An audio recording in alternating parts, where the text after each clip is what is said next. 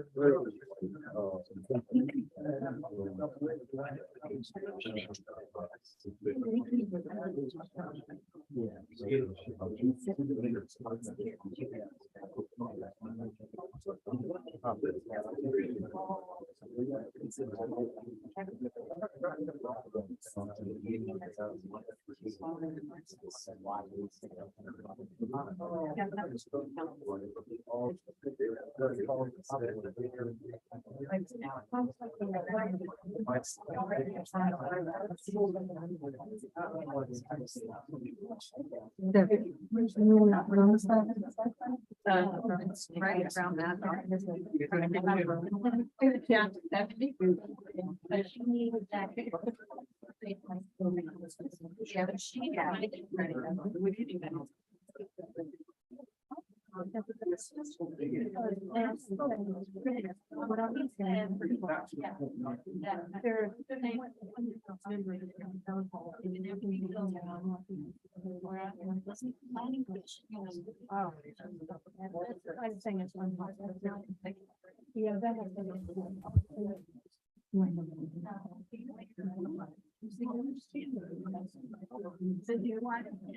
And I looked at it about that.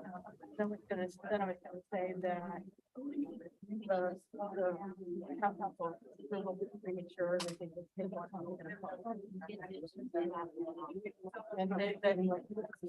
here. No, I don't. Oh, yeah.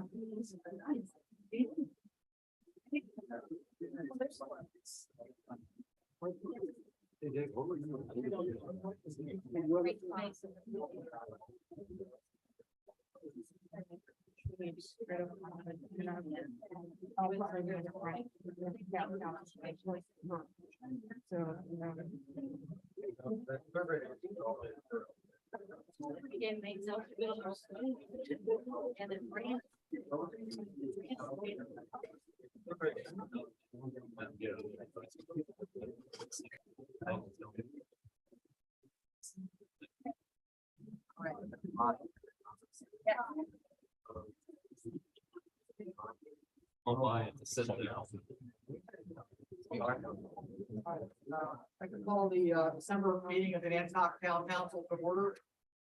Please, Debbie, can you call the roll, please?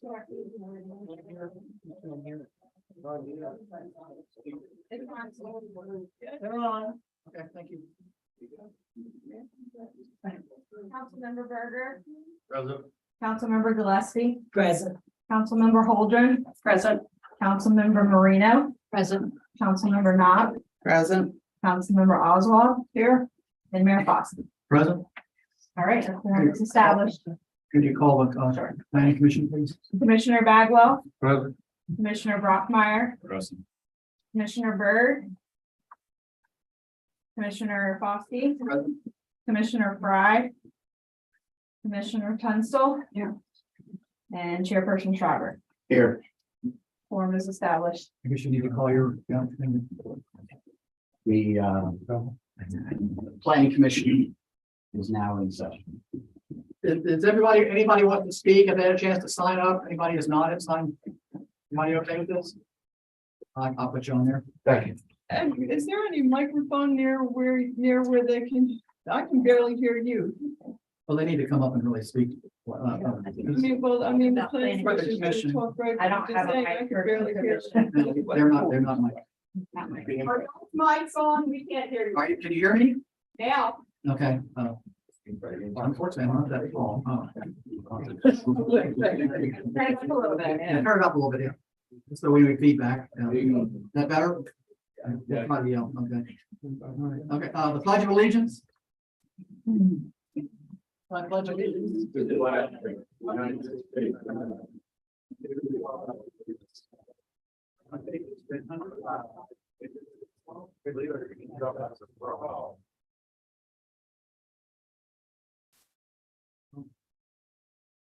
Do we have a motion to amend the agenda before we start?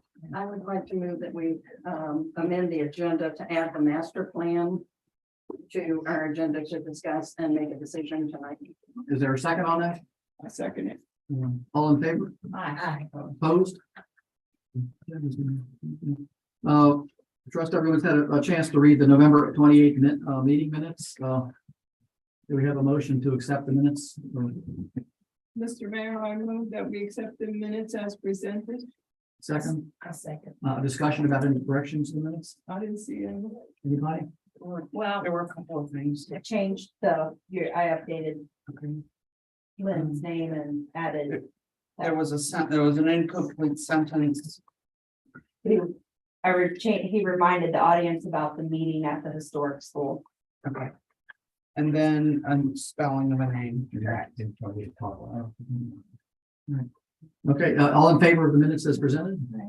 I, Opposed? Thank you. All right, at this time, we have a public hearing, a joint public hearing with the planning commission on the change of the short-term rental, changes to the short-term rental, which were intended to have been put in, that we've changed the wording just slightly. So first, I'd like to open this public hearing to town council. The public hearing is now open. Scott, you want to open up your? planning commission is now open.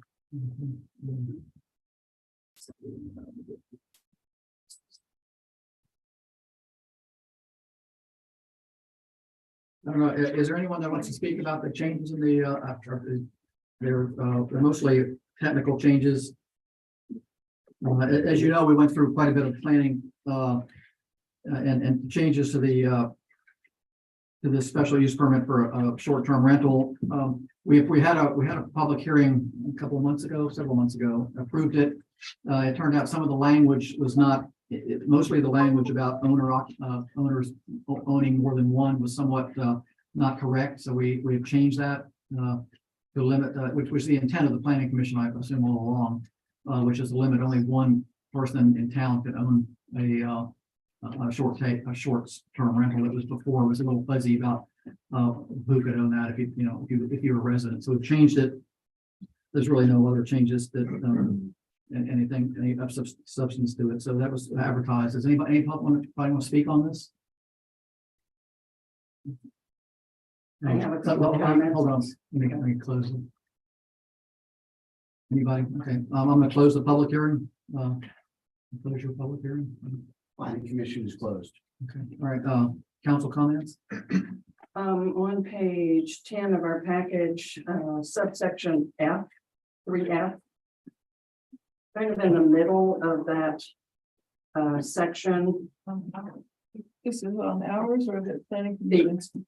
half an hour packet, page 11, page 10, Okay. All right. 3F.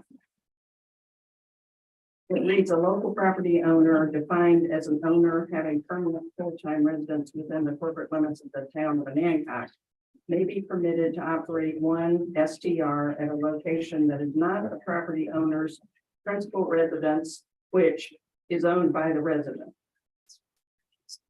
Yeah, What else is a principal resident besides one that's owned by the person living there?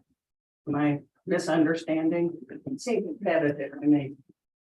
I just liked how we had it in the code that we passed where it says the owner shall only be permitted one homestay in town.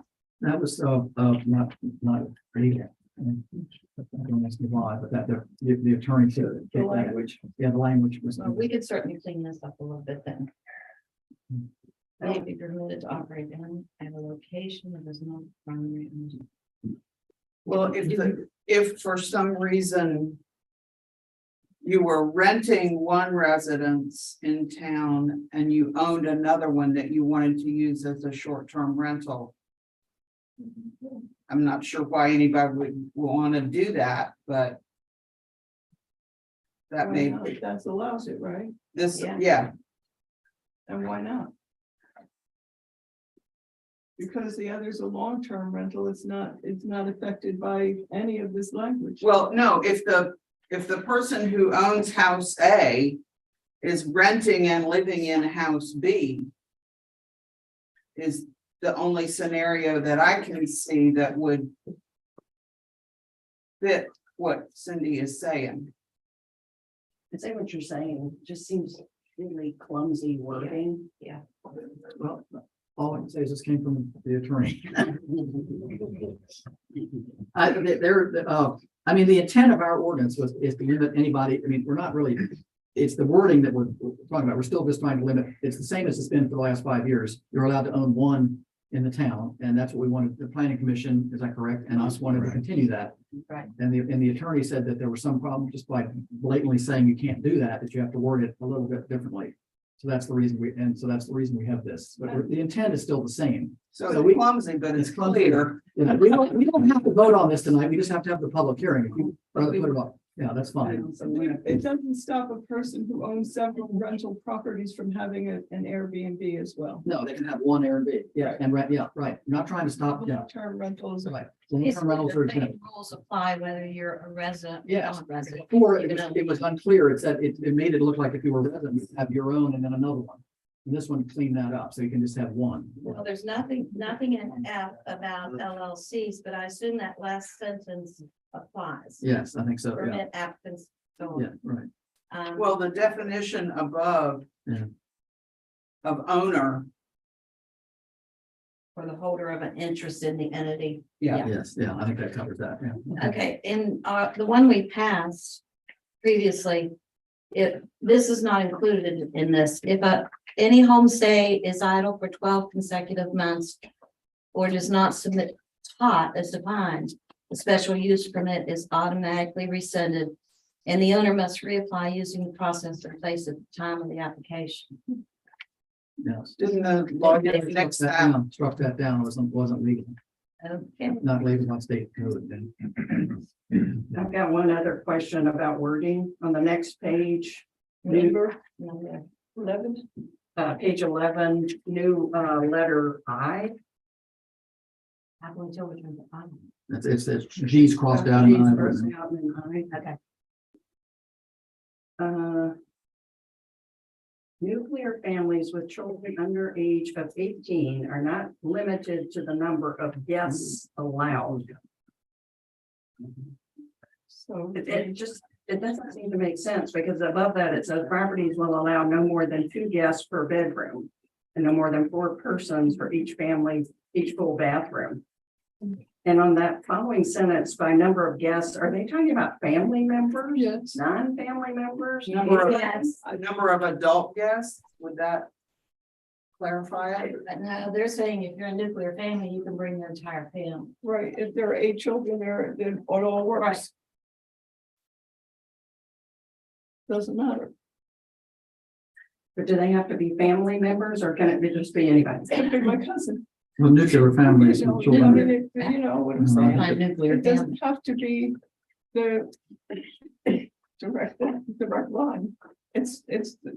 They've come with 6 children. That's Okay, it, I mean, that makes sense, right? but the word guests doesn't mean family members to me. Well, I think, I see. what you mean. Occupants of the short-term, Well, Are nuclear considered family guests, yeah. with children under the age of 18, you're taking it one, you're picking one little piece out of it, and it's the sentence reads. Nuclear families with children under the age of 18.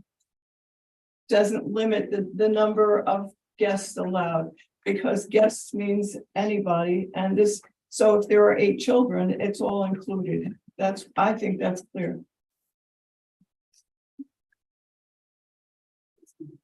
Read it again without stopping. The Read it straight definition. across. Yes. Oh, I thought you were objecting to it. No. Read it straight across. well, the and then beginning again. of the paragraph talks about the number of overnight guests, and so it's Yes, this is describing who stayed in there. who the guests can be staying there. Right, I think yes, this is the number of it. There's everybody. Okay. All I right, think the state is coming up with regs. yeah. I think what we do will have to be, No, we have to abide by the. Yeah. Dillon rule, yeah, yeah. and it's coming. Right, so we're gonna need another vote from the planning commission to adopt these small changes. One other thing, Yeah. C, upon receipt of a special use permit, SCR permittees shall register with the town short-term rental registry. That's new. What page are you on, please? Eight. Okay, before. Okay, I don't have a problem with it, but is everybody okay that it's been included, that it wasn't in the one previously I adopted? think that's just an administrative thing. Okay. No, you guys, no, Anybody want to make a motion? I move that we recommend the changes. Sir. To the- All in favor? Aye. Opposed? okay, thank you. All right. All right, do we have a motion from council, or do you want to continue this, or what do you want to do? This has been But- beat to death. I mean, I I think, think it's time to put it to rest. Do we need to publish it next? no, we've had a public hearing already, we can vote, We can vote on it Yes. now and to adopt this adopt this, it's not changed. about time. It's not like we can't change it in the future, I mean, no, it's, but we, Right. so I need a motion from somebody, whatever you want to do. I move that we adopt the amended ordinance 38-77 on short-term rentals. I Second, second. any further discussion? I'm glad that planning commission's had a chance to look at this and they're good with it. Because this work came from you. You put a lot of time into it. Thank you. Thank you, yes. Can I have a roll call vote on this, please? Sure.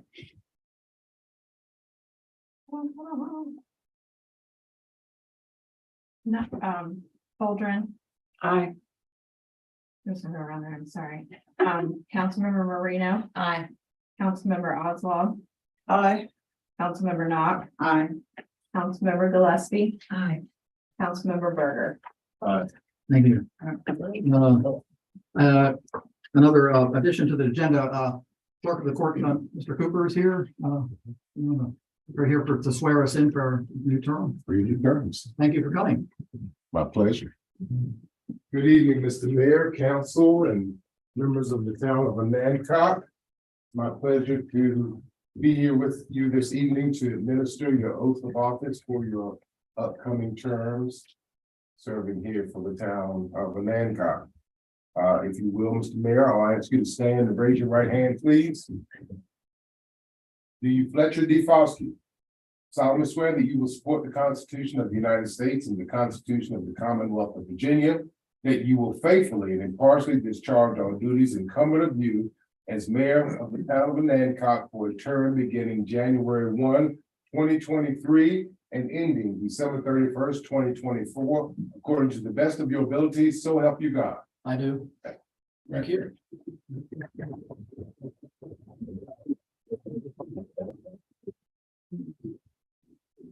All right, at this time, I'd also like to ask Councilperson Joy Marino, Yes. Sarah Knock, and Cynthia Holdren. Each stand and raise your right hands. Do you each solemnly swear that you support the Constitution of the Constitution of the United States and the Constitution of the Commonwealth of Virginia, that you will faithfully and impartially discharge all duties incumbent of you as council persons for the town of Anancock for a term beginning January 1st, 2023, and ending December 31st, 2026, according to the best of your abilities, so help you God. I do. Congratulations. And my final act for the evening is to present to each of you your certificates of election. And I will read the mayor's and each of yours read similarly. Commonwealth of Virginia, to all to whom these present shall come greeting. This is to certify that at the meeting of the Electoral Board of Accomack County held on November 14th, 2022, on an examination of the official records deposited in the office of the clerk of the circuit court, it was ascertained and determined that at the election held on November 8th, 2022, Frederick D. Foscue was duly elected mayor of the town of Nancock for a term commencing January 1st, 2023, and ending December 31st, 2024. Witness the following official signature and seal of the board at Accomack, Virginia, this 29th day of November 2022. I have one for each of you.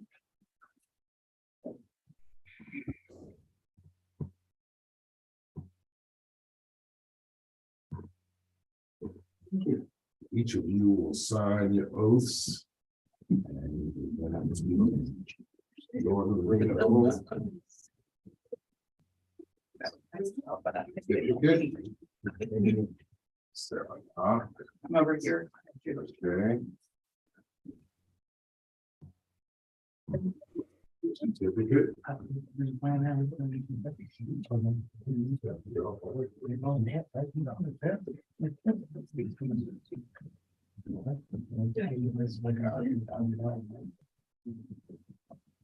Angel does it.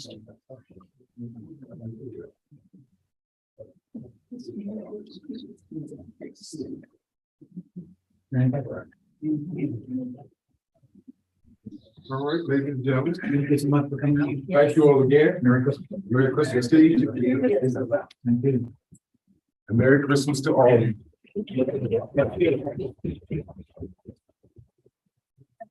All right, we have four, oh. Thank you. Appreciate you. You adjourned about at 7:00. Yes. Gotcha. Four items for council discussion tonight. First one is short-term rental ordinance. We've already discussed and voted on that. The second item is facade improvement grant guidelines. I think, Sarah, that's yours, you know. The Commercial Facade Improvement Grant Committee consists of Cindy Holdren and me from the council, Debbie Caton from the town office, Jenny Gaiman, who works with the Nancock Main Street, Barbara Johnson as a citizen, and Jeff Adler as a citizen. And we gathered some materials from other towns, looked at them and tried to come up with something that would fit with this town. There's a total of $90,000 of ARPA money available. We opted to set the award limit to $5,000 and to minimize the back and forth of tiny grants, to put the minimum grant as $500 with a 2-to-1 match. So if somebody is doing a $7,500 project, $5,000 would come from the grant and $2,500 would be the responsibility of the business owner. It's available to business owners who also own the building that they work from. And with the agreement of a landlord, it's also available to businesses that are tenants of the space they occupy. The goals are to give visual improvement to the facades, to encourage economic growth in Nancock's business districts, encourage high quality redevelopment and beautification, and restore and enhance facade architectural elements. There are examples in the information sheet of eligible expenses and ineligible expenses, and a process for applying the, once this is voted on and adopted, the applications will be open for 45 days. Depending on how many applications we get, what the scoring looks like, and what the distribution is, we may be able to do a second round later. And then we have the application and scoring matrix in the packet as well. So I don't want to read the whole business, but I hope that's an adequate overview. If there are questions, Cindy and I and Debbie will. So the committee will, the committee will decide who gets the. Yes. That the committee that's been appointed, correct? Yes. Okay. Any questions from council? Will the committee also decide whether they like the plan or not, and then say yay or nay based on their aesthetics? Well, there's a scoring. There's a Or will the person who is applying for the grant get the opportunity to say, this is what I want to do, and if I'm putting my money into? if somebody wants to put pink with purple polka dots, I think that's not appealing and I don't think that would go. I don't know who you're appealing to. So I'm saying. Well, in terms of consistency with the town, I don't think pink with purple polka dots fits. There's got to be some sort of judgment somehow. Okay, purple polka dots aside, pink. You know, I mean, I just really want to know if the person who is applying for the grant really has an opportunity to get the grant if they don't fit into the picture that's being painted. Did you look at page 18, Mavis, of the criteria I think that, this answers that. that they would be scored on? Proposed improvements will enhance the aesthetics of the building and they also complement the neighboring properties. So you gotta talk to your neighbors and what they would come to us. Okay, there you go. Well, part of it too I'm just wondering, you know, how. That's just one part, just. How much, right, how much of it is really the person who is applying for the grants opportunity to do what they choose to do? That's all I want to know. Except that the town's putting out still money, so I'm not we sure should we can answer that. You know, I mean, we have to make a judgment call as to whether the project improves the town. Thank you. Any comment, we normally allow public comment after council discussion. Any public comment on this at all? I have one, someone sent in an email, and she wanted me to read this out. Bear with me. Do you mean to read it? Yeah.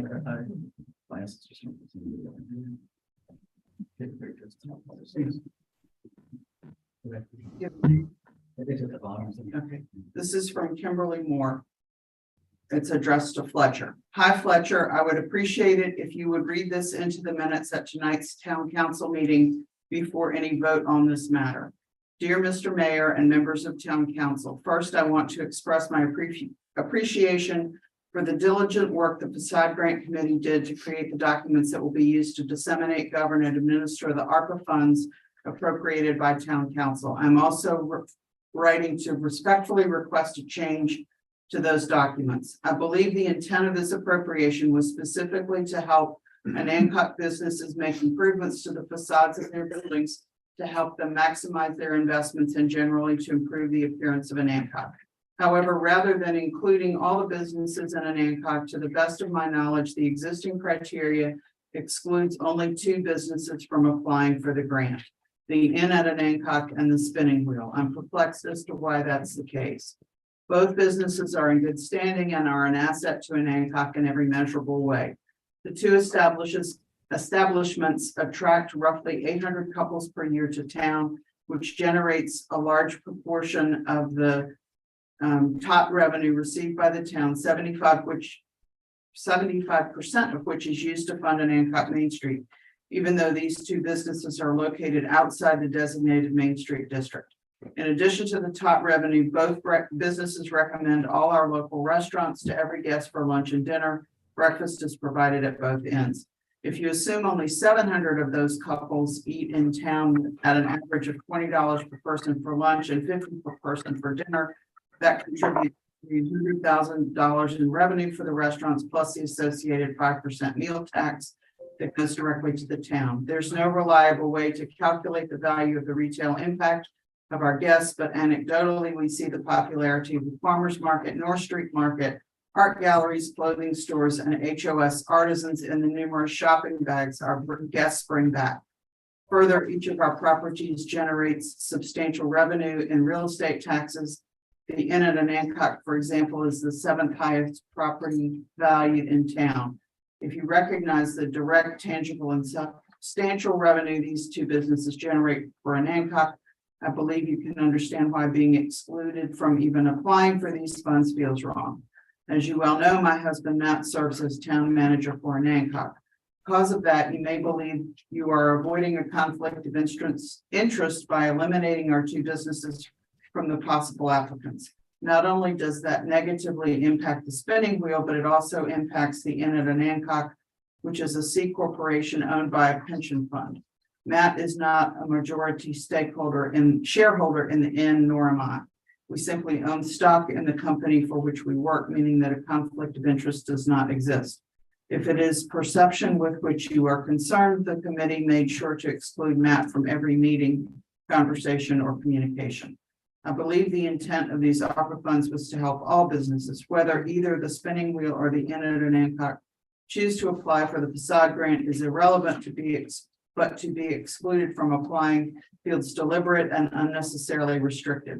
I ask that you amend the facade grant application so that all full-time businesses in Anancock may apply. With thanks for your consideration. Committee, what do you think? The thing that's not stated there is that we defined the grant to apply to the business districts in town, the B1 downtown, B2 going out of town, and BW waterfront at the wharf. We did not have any discussion about businesses operating in residential areas at all.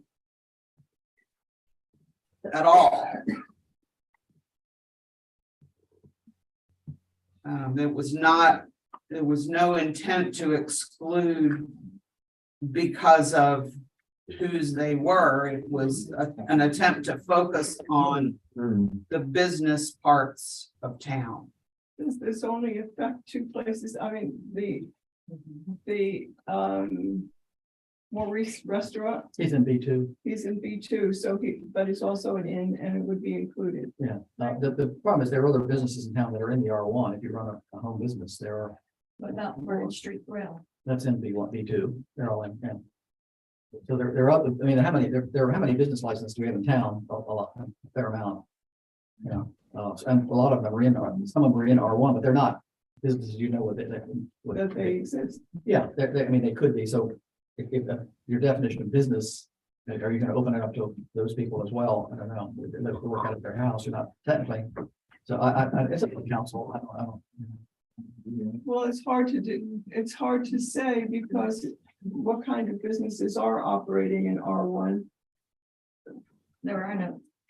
Well, there's The only other one I can, well, there's a gallery up on, you know, the home, it's a gallery over on Holly. You know, that's Yeah, on Joint. and there's a hairdresser over on, you know, on, I'm not even, you know.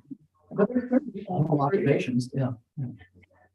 You know, they're financial, you know, and have to have a business license.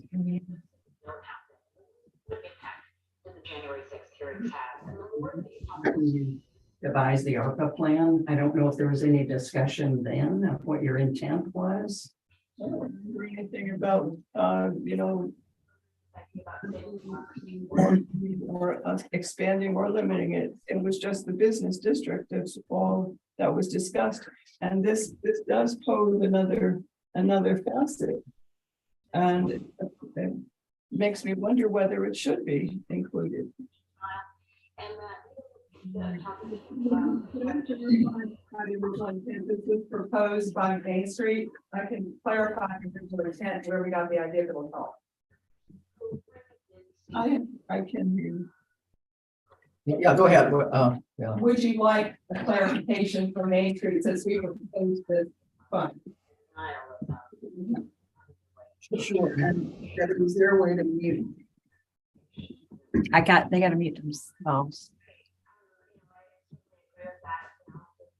I recall, we had originally approached you all for mapping. There are many people, who would like him to go away. And they are looking at this report and looking to each one of these steps as to is this going to be fine to the thing. But I think really, how do you think people to be Republican? I thought, there are just anti-Trump, sort of a never Trump wing of the Republican Party that would very much like him to go away. There's certainly within the Democratic Party, there's a strong desire to move on from Trump, but it absolutely within the Republican Party as well. And they look to these things, is it going to be a criminal? So we weren't going to suggest something just for the downtown. But it was always intended to revitalize business properties. We're aware of how many different home properties there are and how difficult it would be for you to choose between a hair salon and letting her fix up her house and an Airbnb, a bed and breakfast or an Airbnb. Basically, we didn't want to put you all in the position of trying to fund every business license owner. And the intent coming from Main Street was to suggest that you set aside money to improve downtown and uptown and your business district properties. And that is how we approve the funds. It's And that's based how on you the approve the downtown funds. revitalization. Station. Well, when you say facade. downtown, but business, yeah. I hope that helps, but that was the original impetus for I that. think people think downtown, I think. So just to say one more time, from the beginning, and I don't want to put words in your mouth, so tell me if I'm, The origin of this idea was was focused to the business property facade improvements, business district. business district property. And this is Yeah. something that a lot of other towns in the Commonwealth do, correct? And you basically got some guidelines from other Yeah. people down there. And the guidelines all are for business district properties. All right, any more discussion on this? We have to approve these guidelines. Obviously, we have nothing to do with approving the grants, the guidelines. We'd like to. Why are we approving them?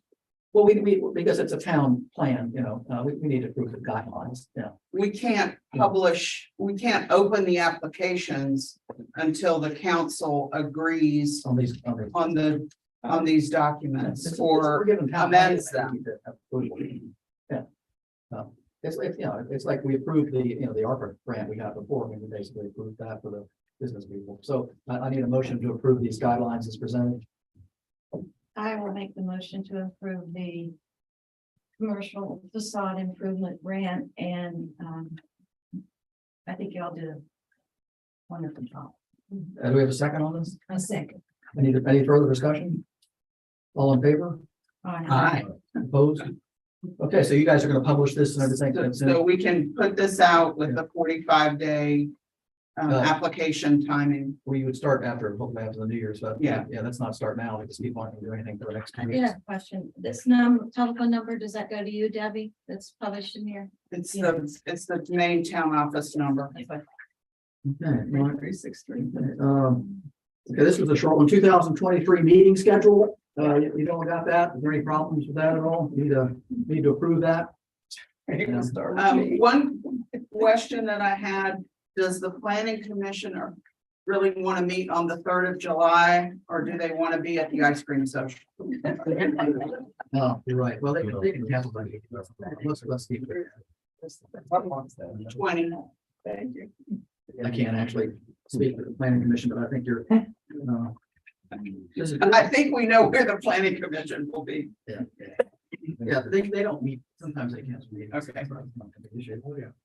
Any other problems with the meeting schedule? Do I have a motion to adopt the meeting schedule? Second. All in favor? Aye. Thank you. All right, quick. Who seconded that? I think I did. The final council discussion, before public comment is the USDA resolution for loan grant for police and water vehicle. Somebody want to look at that?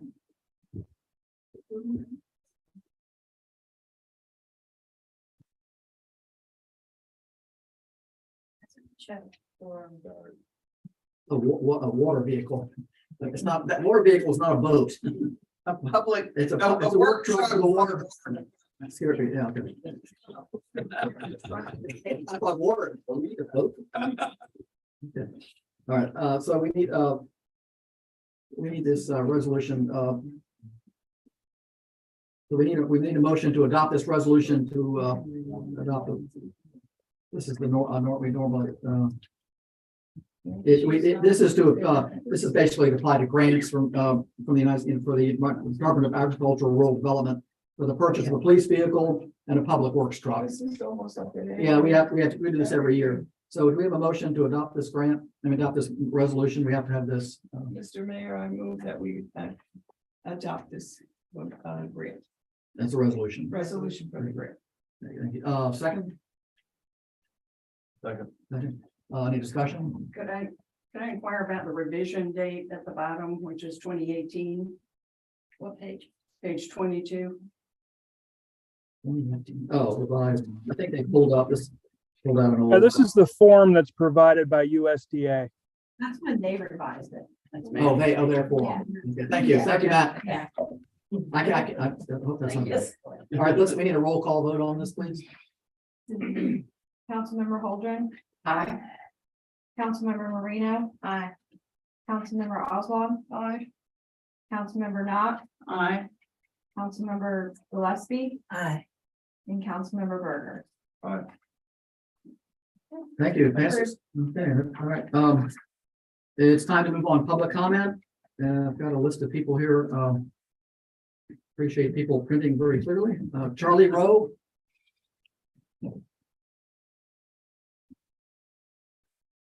We're gonna limit people to 3 minutes. You got it. If you want to hand it to me, I can, Oh. we can do that. Pass it down. Right, good evening, everybody. My name is Charlie Rowe. My wife Kathy and I and Jack live at 142 Market Street. Can you all hear me? Yes. Everybody hear me okay? I wanted to speak specifically to the town council. This is in regards to an issue that has caused a lot of dissension in our community. I think we know what I'm talking about. What I wanted to say was, knowing what I know now and things that have come to light as of recently, I think it's very sad that the members of this community and the taxpayers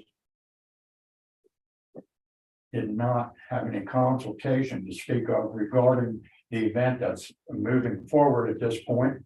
And I love this town of Anacostia. I involve myself in every manner I can. I get involved in all activities and the things that are made available in town, and I think we do a great job. I truly do. But that being said, I believe as town council, you should speak on behalf and communicate with all the members of our community. And that has certainly not happened. There has been a whole bunch of, I don't know exactly the word I would like to put to it, but there's been a whole bunch of secrecy and things presented that are not sitting well.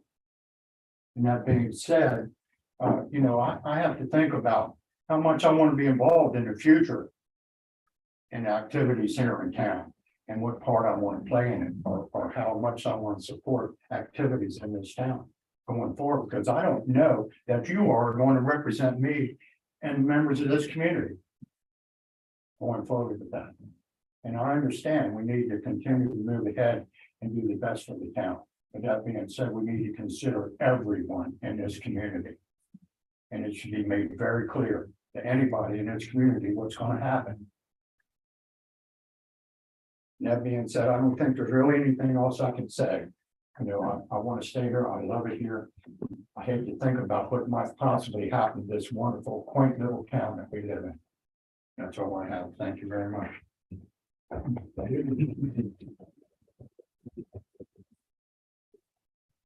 Rosemary Lapero.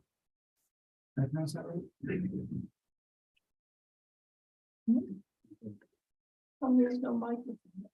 Yes, thank you. It's broken. Okay, well, I'll try to speak loud enough for everyone to hear. I did speak at the meeting last Wednesday, Could you take your address, please? Just, 9 Holly Street. thank you. Okay, and I want to say, because I came with the Onancock residents group, I collected, and Jeff and Jim over here collected all of the signatures on the petition that have been handed in to the town council at a prior date. And I want to say that we did see everyone sign in front of us. So that has to be clear. The other thing I want to say is that we did not put that out to the press, except on December 12th, which was the same day I had previously presented an envelope both to the town council and also to the HOS. So if there was a problem with financing being derailed before that because of adverse publicity, it did not come from us. So, you know, we were voicing our concerns and the concerns of our neighbors. And we've sent out and distributed the notices throughout the town because we wanted people to understand that some of us have concerns, some of us have questions. And we're looking to resolve those issues. Thank you.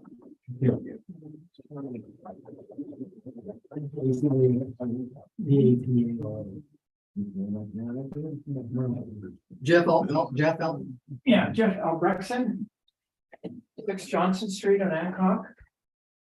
I'll make this brief in the essence of time. I do have a short narrative and I do have a couple of questions for the council and the mayor. This is in regards to the building of the pavilion.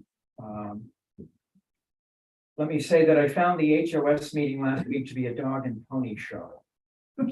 While it was good to learn of the history and activities of the school, there was no real focus on the real topic of the night, the pavilion.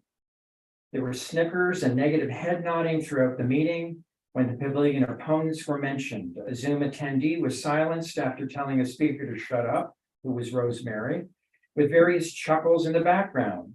What was not being understood at this meeting was the fact that there were local residents there attempting to find out the truth about this pavilion and its plans. And very importantly, you know, keep in mind, no one is opposed to HOS or their activities. And I'm sure that most in attendance in this room have visited or participated in HOS activities over the years. I've been there myself. A point of bother was the president of HOS, who seemed to have this cavalier attitude in his responses to real questions about the pavilion. Comments such as, "You'll have to live with it, and we will figure it out as we go." Relative to noise, parking, and traffic were repeated several times.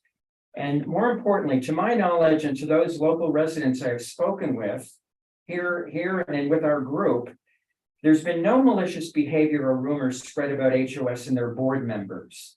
We need to squash that right away. We're all neighbors. We're all kind, loving people here, and we do like this town, as was just said by Charlie. We did not know of any such behavior. So let me continue with some of the real questions of this town council, and I'll be brief. Onancock Town Council approved the HOS Pavilion on March 28th. We've actually repeatedly looked at the Zoom video just to see what went on, okay? We were looking for truth and for facts. At that meeting, did the HOS provide any detailed plans to the council for development of the pavilion? So there is a question. I also strongly believe that prior to the approval, it would be logical that the surrounding residents be given a forum by the town or by HOS for questions on the impact of this plan. How would this affect our local environment, including noise, parking, traffic, security, among other questions? How about porta potties and food and beverage sources? Which may be in direct competition with your town people here. Is this the first time these plans were presented to the town? And if so, why has it been a 9-month delay in doing so? Let me just finish by saying, I think that the major problem here has been communication. If something was done in March, Your 3 minutes are up. if something had been in March, might not be here tonight. And again, we're good neighbors here. We're not against each other. So thank you for listening. Thank you. Dr. Feldman?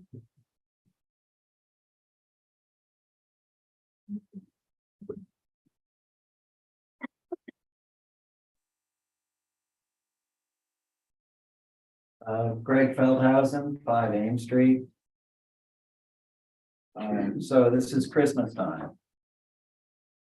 I'll reiterate what Jeff and Charlie just said about us all being neighbors and wanting to live in a sociable way in our town. I talked to several people who have been short and long-term residents of this town prior to any of these things coming into the public forum. All of those people counseled me, including an attorney, saying that the smart thing to do is gain your facts, to find out all the things that you're really interested in or against before you come to the public and make any outstanding statements. So I've spent 2 months now trying to get those facts. After the Friends of Hancock School meeting last week, I don't think I learned anything other than to say that the muddle is still continuing. So from 2016 till now, the plans have not been fully divulged in any clarity to my knowledge. So in an effort to move forward with that search for knowledge, I have applied to be on the council as a member of the town council. I've talked to Cindy Downing, who was at the meeting last Wednesday, and approached her to be on her ad hoc committee to try and find a way forward for all of us in this town to find some resolutions. The thing is a mess, and it is partly the liability of the whole lease agreement between the town and the Friends of the School. So all I'm looking for really is clarity. So we get the facts on the table, we can come to some resolution, whether it be new town ordinances or anything to resolve the problems of parking and lighting and noise and all of those issues. So I would hope we can do that. The other main thing that I wish to say at that meeting last week, there were a whole lot of people heartfelt and emotional in support of the school. I could feel it, it's palpable, there's no question about it. And then today I went on the internet to the FOS website. And I looked to see, can I donate? Because as you probably all know, the Onancock Main Street, the Kerr House, Friends of the School, the fire department, all of those organizations are looking for donations. Friends of Onancock School went to their alumni and sought $100,000 in donations and contributions from them. That campaign ended on the 30th of October. They had raised $15,000 from 5 donors, as it is now showing on their website. So there are the people that are so emotionally connected to the school, and they're not pulling out their checkbooks. So it's hard for us as come here residents to support all of the things in the town, especially in light of what the school is trying to do. I'm looking for resolutions. I want this town to stay friendly, and I'll continue to work hard to have that happen. Thank you for your time.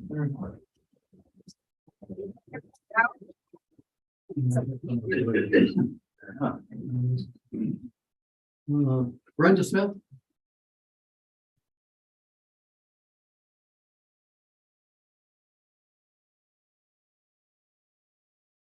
Brenda Smith, 12 Market Street.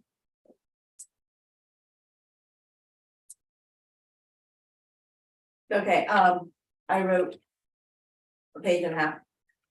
But in light of what's being said, you don't need to know the history of Historic and Hancock School. You don't need to know the history of some of the other school buildings on the shore. What you do need to know is I've been at most council meetings for the last couple of years.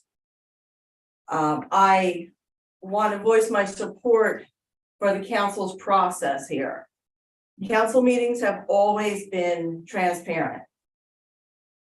During COVID, Anacog council meetings have been accessible. I attend several other town council meetings. And Anacog has been transparent. Meetings have been advertised in the legally appointed paper, which is the Eastern Shore Post.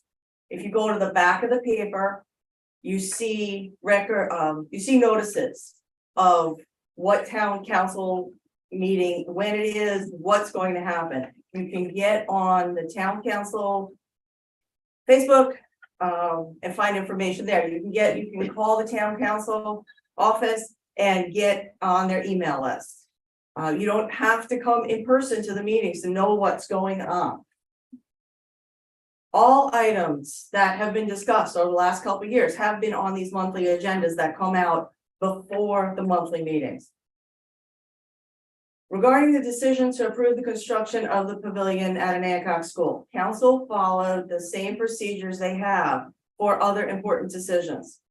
The request was made to approve construction. Council advertised that in the Post, that there also would be opportunity for discussion. Information was provided to citizens that the plans were available to see, to attend a council meeting. If you couldn't attend the council meeting, you could provide written comments. You could have gone to go up to town hall and see the plans.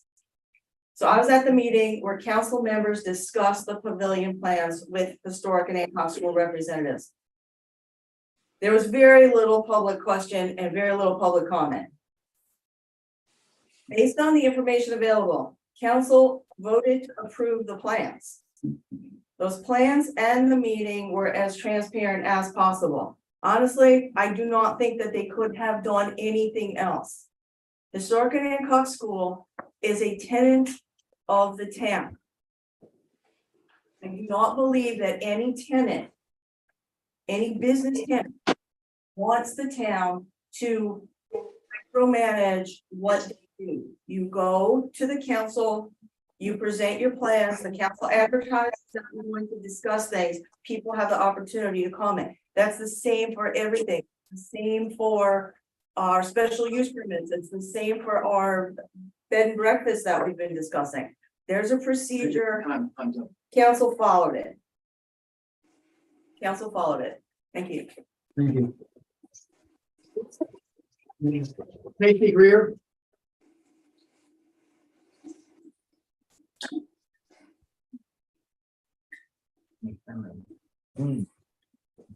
So I really appreciate some of the prior speakers, especially Jeff, for some of his comments. I'd like to make a couple of quick comments about this, about the pavilion process.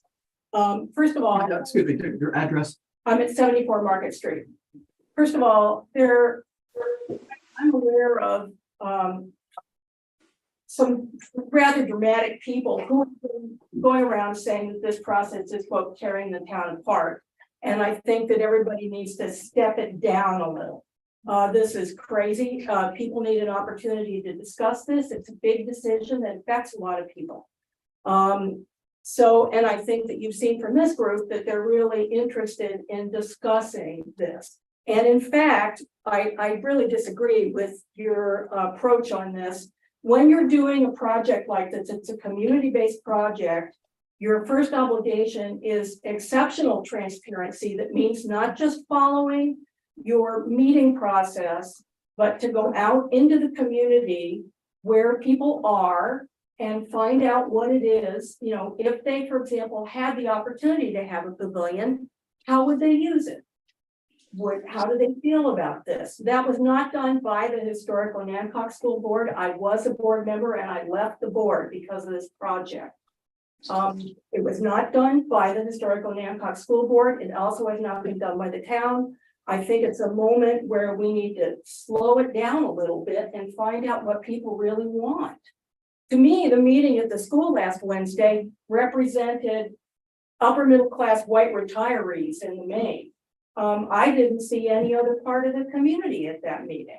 And so that says to me that extraordinary efforts need to be made to involve people who feel like they've been shut out of the process and where newspaper notices are not going to bring them in. I just think it's a matter of making community life in general more transparent, and I think it takes extra effort and effort to reach out to people who have been marginalized in the community.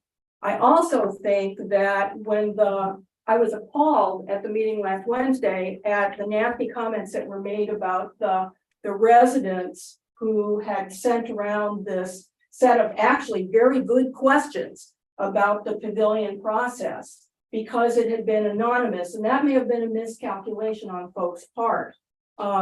But what I find appalling about it is how nasty people were when in fact the questions that were being raised were legitimate questions and they needed to be respected. And the fact that this group felt that they had to send something around anonymous says that the process isn't open, right? It's not open. So, you know, it's time for just to step back and reset on this. And, you know, and I'm appalled at the fact that we have a large hole in the ground with very little money towards actually completing this because it's not clear what the community even wants, right? So, you know, let's step back and try to do something to make this a real broad community decision where lots of people have voices. I think that whether or not the council process was, you know, within its legal parameters, it was premature. It was a premature decision, and I think it's okay to step it back and ask and really try to reach out to the rest of the community. Thank you. Glenn Smith? Clark Williams?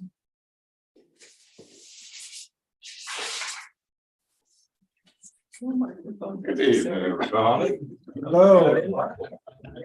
They brought me up because, you know, I look like you need a little comic relief. Good evening, Mayor, County Council, men and women. My name is Clark Williams and I reside at 5 Johnson Street. I suppose what I really want to convey is that we, the neighbors, and by that I mean the people within 2 or 3 block radius, that will be directly affected by the pavilion. No one that has questions concerning it is opposed to the idea. That's a good idea. But you should have included the neighbors in your decision, the people that are most affected. You that are in favor of it, can't you step into our shoes just a moment and understand we were not informed? There are enough people here that say that they were not told of it. I myself did not realize it till I saw the gaping hole, as Casey said. Now, what will be a real shame that can't be completed, voted. I would say to you this, perhaps it can, but the only way that it can be done is if you include we, the neighbors, and the town. It was like it was being shoved down our throat. Now, who among us wouldn't stand up and call someone on that was doing this? Yeah. So once again, I want to wish everybody a Merry Christmas. But I also want to say to the mayor, to the council people, unless the neighbors are taken into consideration and heard, that I don't believe this project has any chance.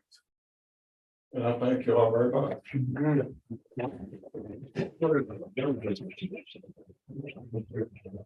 Patsy Feldhausen? I just want to wish everyone a Merry Christmas. And last but not least, John Morrison. Oh, okay. I won't be as comical as that guy. But on a lighter note, I'm going to discuss a the auxiliary of the Memorial Hospital, Shore Memorial Hospital, wants to have a function down at the wharf area. And I know you received an email about it, Mayor Foster. And I'm John Morrison, by the way, and my son owns Mallards, 2 months. I think we know you. Okay. Well, everybody else been telling who they are. Thought I'd get a chance. All right, so I'm gonna read the email that she sent to you. Right? Peanut gallery. All right. So this is the email that she sent to you. On behalf of Riverside Shore Memorial Hospital Auxiliary, thank you for your reply. You guys were having a conversation. I serve as the current president of the organization and have been working with Mallard to create a new event to raise funds for our mission of supporting our local hospital. Those funds are used for continuing education and patient care. In the planning phase, the event would be Fire and Ice, to be held on Saturday, February 4th, snow date February 25th, with Mallards at the Wharf being the location and the event catering. The event would be held outside and inside the location with a variety of hot food items. We have tentatively set the time for 4 to 9 p.m. The event would be by ticket sales only and would not exceed 200. With those dates in mind, in the previous email, we were seeking use of the parking lot adjacent to Mallards for event goers. And that's really all I have. We're just looking for approval to use the parking lot, and I know there's some issues with the construction going on down there. If it's not done, if we can just have, I'll talk to the guys, see if they can consolidate a little bit. We've gotten approval from ABC to use that area. It's a fundraiser for the hospital. So, yeah. Is your concern for the area only for parking? No, The need outside for the parking, is that all There would be people in the parking lot. Yeah, on February 4th? Yeah. yeah. Is there gonna be outdoor music? That's still under consideration. We haven't decided on that. If it would be, we're gonna use the dock area also. So the dock and the deck, it's gonna be an outside event. The people that are living livers don't have to stay inside, because that would be open to.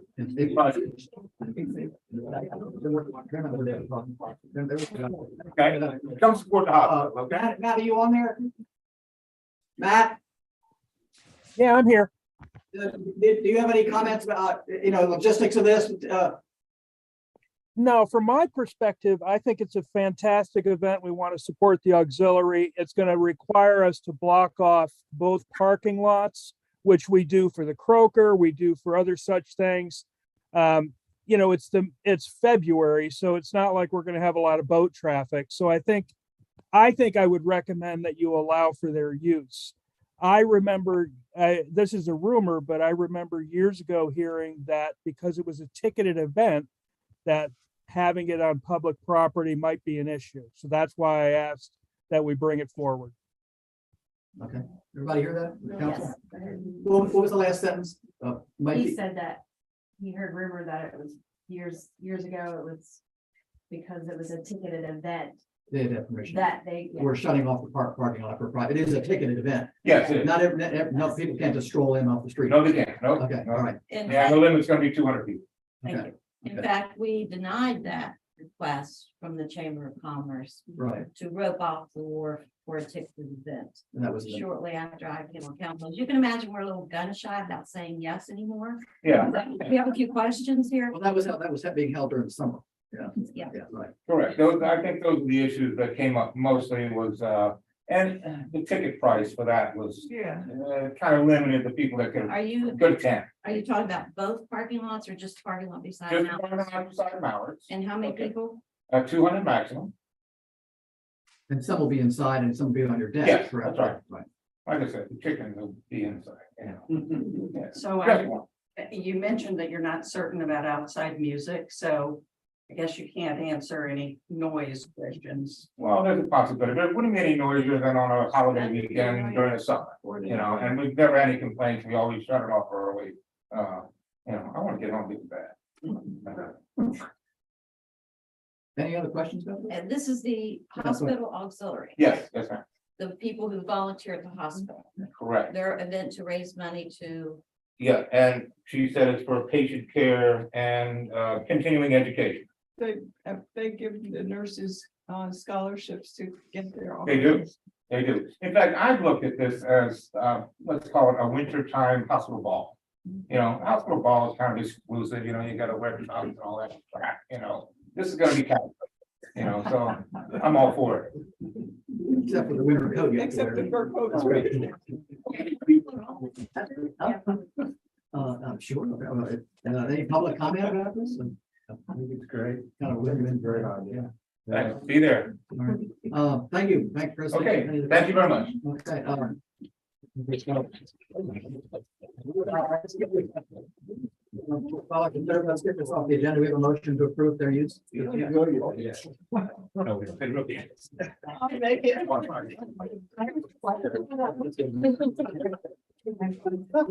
Target. We did ask for public comment. Do we have a motion? So what? Ask for a motion. Pretty clear.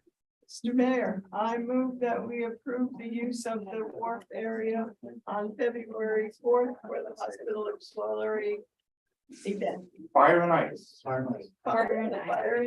Yeah. Well, the parking lot next to it. To be specific, the parking area next to Mallory's at the wharf. Thank you. Do we have a second on that? Second. Discussion? Thank you, Mr. Burke.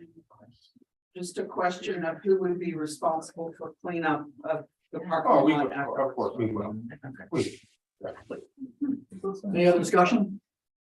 All in favor? Opposed? Thank you.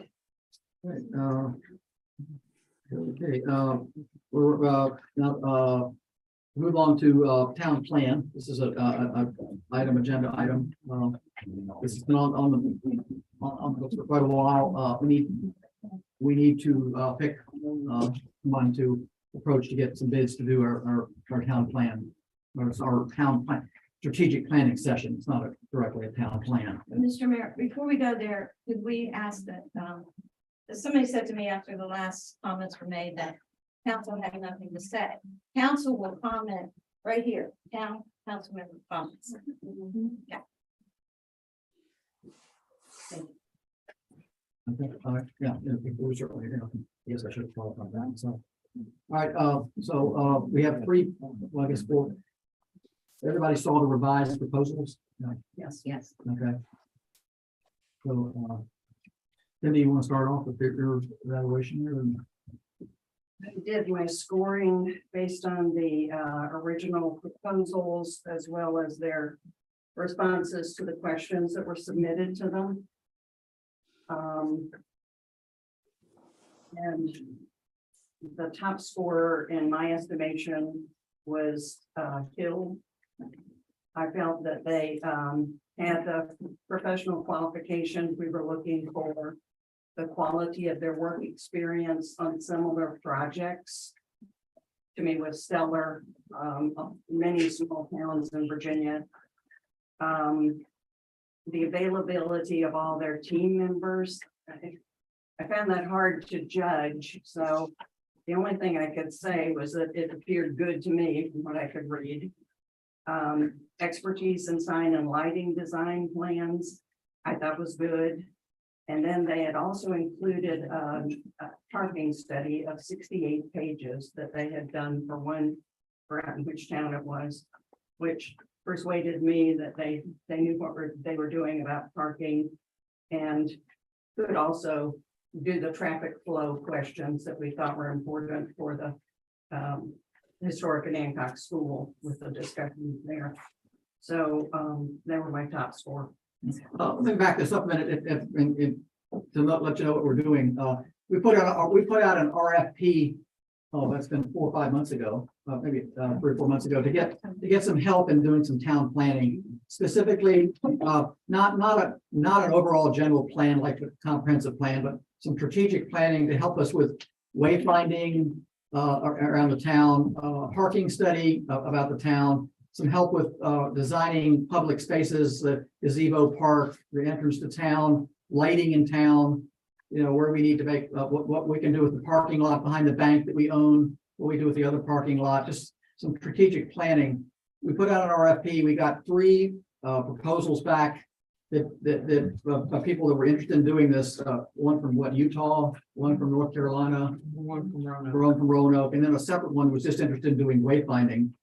These people were just interested in giving us a proposal. They had not given us any dollar amounts to do this. We were just gonna pick one of these groups, and then go, and that's what we're gonna try tonight. We're gonna pick a group, go back to them and get a cost of what it would do. We've set aside some money out of, for strategic planning. We have not really done this, for a long time, and we need professional help to help us with, they would have, public input sessions that they would lead about stuff. So you're gonna get a chance to, input stuff like that. So we're not doing this, out of the blue. There will be a chance for you to comment on it. And these are professional people that have done this, quite a bit. And they can do sessions like that. So, Could I add one thing? And I'd just like to read the question that we posed to them because of the discussions about the pavilion. We asked them to respond to this question. As part of the parking study, please give your approach to planning traffic flow for performance venues with 300 to 500 attendees in small towns. And so each of the three gave us a written response to how they had done that before, cited their previous experience, so that we have some belief that they could respond to this in a manner that we could all trust, and hopefully give us good information on that topic. okay, George. Well, review with me, you went Hill and then who, were you rather? Let's just do the top one right now. Yeah. Okay. Yeah. All right, I very much like the CRSA. I think they have the most comprehensive. And they address the question of, have you worked with small towns? They have unmatched level of experience providing downtown planning for communities under 5,000 populations that over the past 7 years. They have provided 100 plus downtown plans for communities under 5,000. So they were my top. Okay. Could I comment on that? Oh, let's hear everybody's first. Okay. Mavis. Hill was the one, because they've been here before. Yeah. They know the town, they've done proposals for us before, and those proposals were accepted before. On them, so overall, they said, to me, there were, so half of that in each of these proposals, but I want to go with something that knows who we are. There. I did not get to examining. Was slowing down to where I could look at it. Yeah. Okay, pass. Thelma. I, like the Hill layout better because they use, towns similar to what Anacott looks like to show how they had improved those towns. And so they're more, to me, they seem more structured to do what needs to be done for this town. Yeah, and I don't know whether they had anything to do with Princess Anne, but and Maryland did this, Berlin, Maryland did the same thing some years ago, 10, 15 years ago. And it changed the way the town looked, and from these diagrams that I've seen from Hill, it looks like they focus more on the type of town that we have. We don't want a town to look like it's ultra modern, because it's quaint. But you want someone to structure it so it'll look nice, but still look quaint. And I think they're more qualified to do that. Thank you, Ray. Hill was also my top choice. Familiar with them from past project. All right. I would vote for Hill as well. I have previous experience with them. They did some work. They just finished up a project and some work in Parkway. They've done a plan for us a long time ago. I think they're all good companies. There again, we're just we're going to reach out to them, get a bid. Nothing's been decided. They're going to come and they'll run through their process. There'll be town meetings and get input and see what. But we're sort of focusing. This is not an overall plan for the whole. Every single thing of the aspects of the town. We're focusing on a strategic plan that came out of a comprehensive plan that we adopted a couple years ago. So it looks like to me we're pretty much agreed on Hill. Any problem with that? So, okay, so can we have a motion to accept them? To reach out to them, get a proposal from them.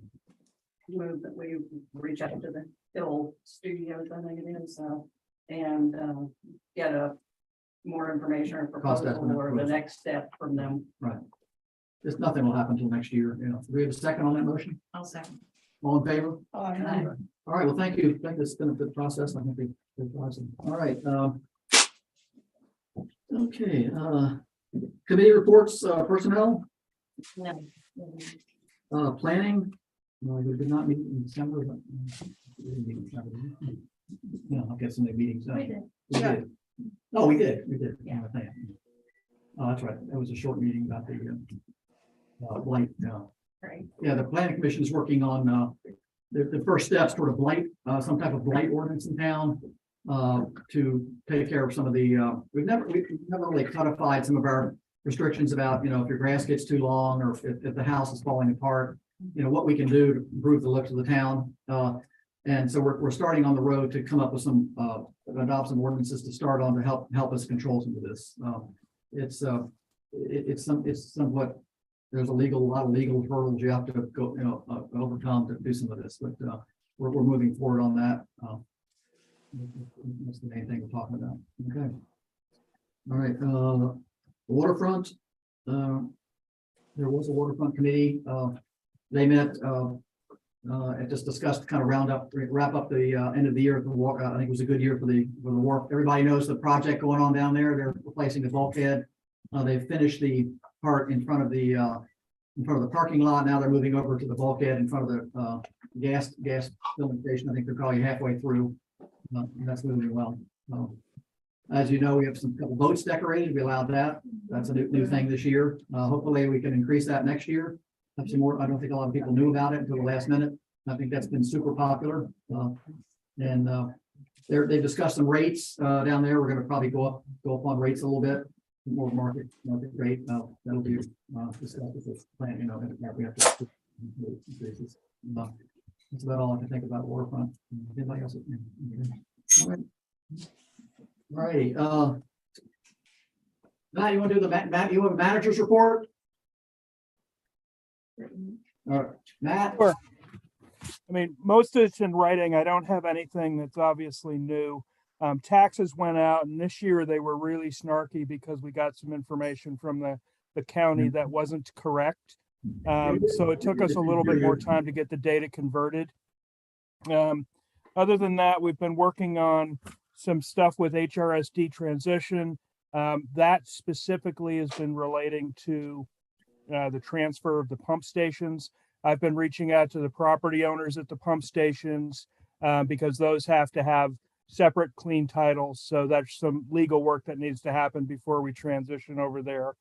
The Northeast project plan that has come up, and we've gotten the management team that got together. First off, we're going to start putting bids together for demo companies who can go in and demo those 6 houses first. So that's going to be probably, I'm going to say 2 to 4 months before that can actually start happening, but there will be some movement on that, and that's exciting. And then, you know, the updates on the ARPA projects are listed in pretty good detail along the report. So I'll just call that good for now. Okay. Right. If anybody wants, the manager's report is in the packet. It's pretty detailed. If you'd like to get a copy of that, it should be on our email list. I know some of you couldn't hear him, but there's a lot more detail in the manager's report. If you really want to stay up on what's going on around town, please pull it up. It's in the package. And if anybody wants to get on our mailing list, you can get that, right? Correct? Yeah. All right. Also on the website, under agendas, they can just pull it up, read the agenda. Whole packets in there Okay. on the website. Yeah. Okay. Sure. Go ahead. On page 29, the Historic and Hancock School Property Survey. This is regarding the grant application for the school. If you designate spaces on the property as green and undevelopable, the required deposit was paid to the surveyor and he will get the work done before year end. The grant for open space opens in January, so the timing, while tight, should work. It's my understanding this is a conservation easement. Once it's designated a green space, it cannot be built upon, it cannot be sold. I think we need more information here. We've already given the school $8,000 for the survey. Before this grant is approved, the town needs to know what space are we talking about? Where's it located? What parcel is it? The school will get $100,000 just one time. But this Wait, let me jump in. We have not given the school $8,000. We paid $1,900 in a deposit, and then the second $1,900 is payable now because we have the survey.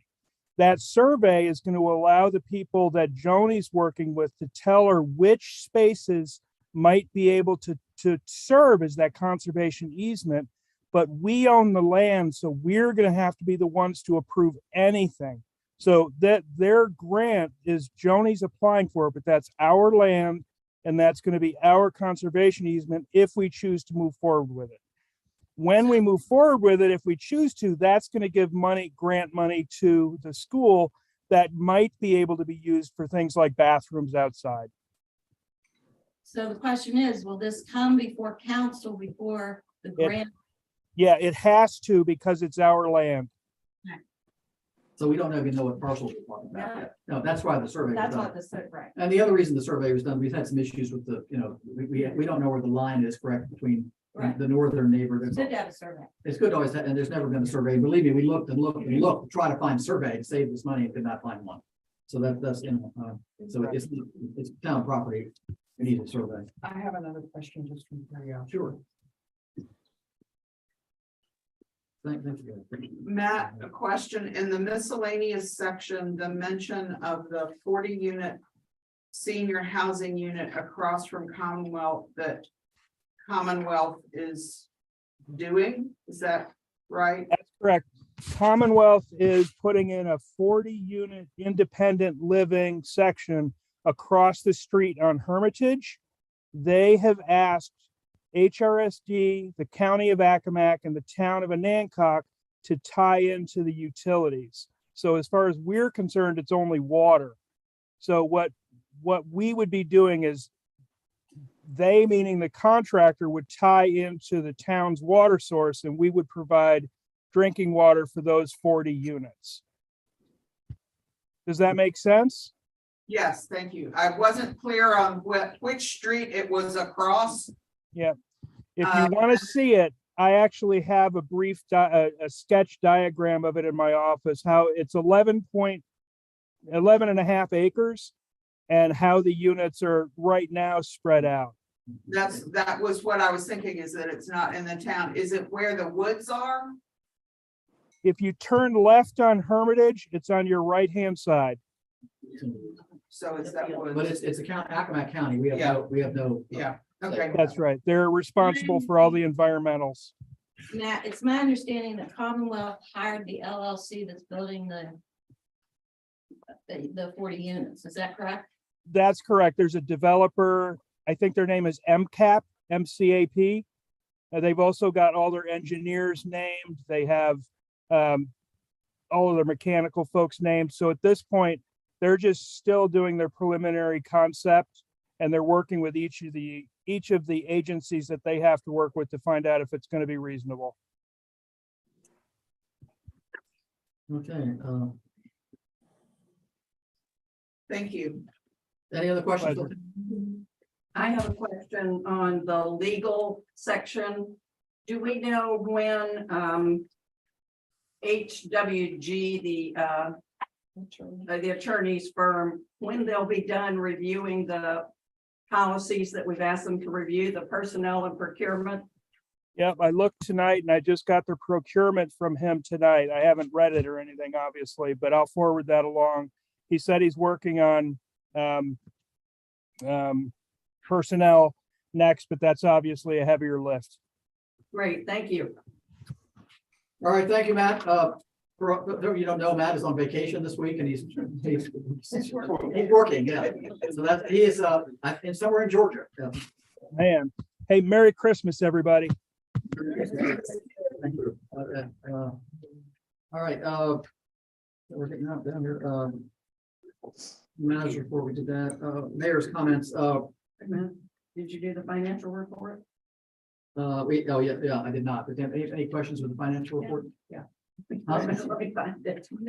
No, I skipped the mayor, I wanted to get Matt on. Oh, okay. I skipped Matt. I try to do Matt at the end. Did you want to do your comments first? Well, does anybody have any questions about the financial report? I do. Okay. Okay. I got one. Well, we, Just one comment. Overall, we are under expending. We've expended 32% and something. And at this point, if all our expenditures were even, it should have been 41%, 42% in that neighborhood. So we're under expending at this point. All right, but too many pages here to flip through. Start getting something on us. What area is it in there? It is actually on page 52. ARPA project cost update. Okay. Last month, I had met with Matt and asked him to give us an indication of both items closed and any unencumbered monies on those line items that are closed that we could look at putting somewhere else. And we're looking at the, these aren't numbered, town paint and seal and hypo tank. Both of those are closed out.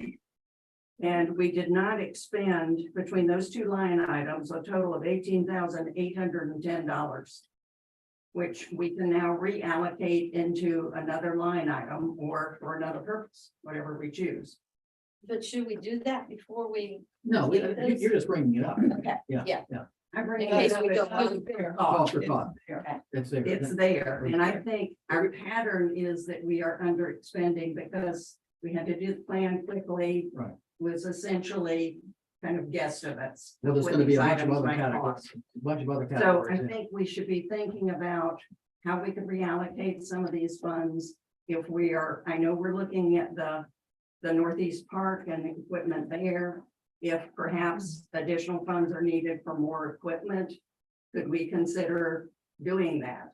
I'm just throwing it out there for consideration. I know we're not gonna make a decision today. That you have flexibility. Yeah. Okay. All right, any other financial questions? Okay, we don't have much, many of you know, we are currently down, 2 police officers. So we're actively trying to recruit more. At some point, we're gonna have a discussion about the staffing of the police. We seem that it's just difficult to keep officers. We train them and then they get a better offer and leave for the county or somewhere else. Don't they have to pay back? They do, and that's, pretty much. but they get a pretty big bonus from going somewhere else, so that pays that off. So we're looking at their options, and I think I've asked the chief and Matt to come up with a better solution maybe to see what we can do about this, and I think we'll I'll talk about this more, but we need to have some work sessions in January to discuss this and myriad other issues that are coming up. We're also one person short on the road crew, yeah, and we lost a person there, but we're covering because the harbor master is filling in during the winter. So we're okay in the winter, but when he goes back to work, we gotta have that filled. So we're saving 3 salaries right now. That's helped with the finances, but it does not help with public safety. And we're in process of installing the cameras. They're gonna be going up pretty soon, but the police is just a serious problem. And, we've raised our rates quite a bit and we cannot afford to keep up with the county. They just spend more. So we need to look at other options and we're certainly trying to do that.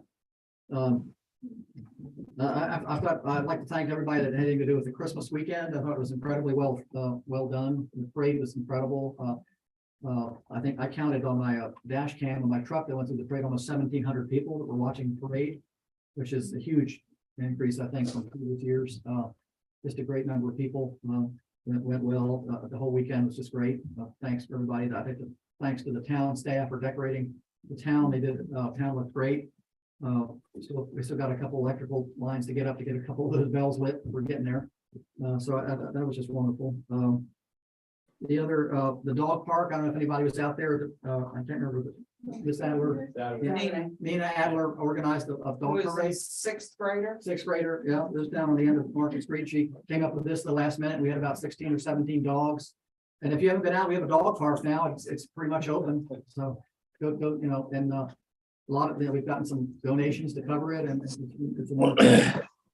Publicly, we're the town's gonna send her a little letter thanking her for doing that. Yeah, we'll work on it tomorrow.